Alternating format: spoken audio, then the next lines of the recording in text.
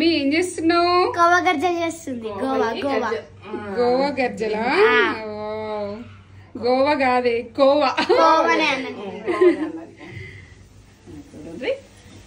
కోవా తోటి మనము పోలేలు కుట్టి చేసుకుంటాము.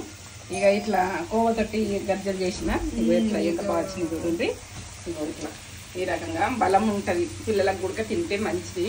ఇప్పుడైతే స్కూల్ బంద్ ఉన్నాయి కదా, పిల్లలకి ఏదన్నా ఒకటి తీసి పెట్టాలని మా మనమరాళ్ళు వచ్చిర్రు, ఇది చేస్తున్నా.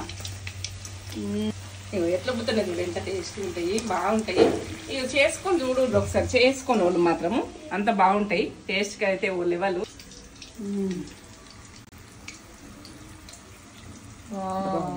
టేస్ట్ ఓ లెవెల్ ఉంటుంది. ఇక మంచిగా ఉంటాయి. ఇట్లా చేసుకోండి, ఇట్లా కమ్మతనంలా సూపర్ సూపర్. ఇక టేస్ట్కి అయితే మంచిగా ఉంటాయి.